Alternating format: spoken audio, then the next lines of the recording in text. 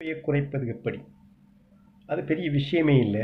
எங்களுடைய சுற்றுச்சூழலில் எங்களுடைய வீட்டில் இருக்க பொருளை பயன்படுத்தி நீங்கள் தொப்பையை குறைக்கலாம்.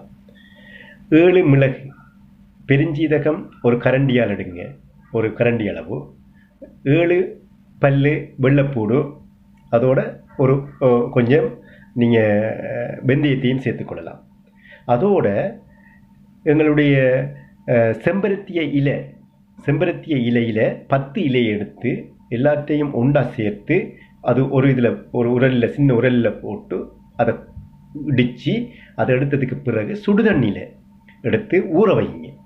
ஊற வச்சு இரவு நேரத்தில் சாப்பிட்டதுக்கு பிறகு அதை ஒரு டம்ளர் குடிச்சிங்கன்னு சொன்னால் உங்கள்கிட்ட இருக்கிற பலமையான கொழுப்பு, நீங்கள் அன்றைக்கு சாப்பிட்ட கொழுப்பு எல்லாம் மெல்ல மெல்ல மெல்ல மெல்ல இல்லாமல் போய் ஒரு நல்லதொரு நிலைக்கு வரும். செய்து பாருங்கள்.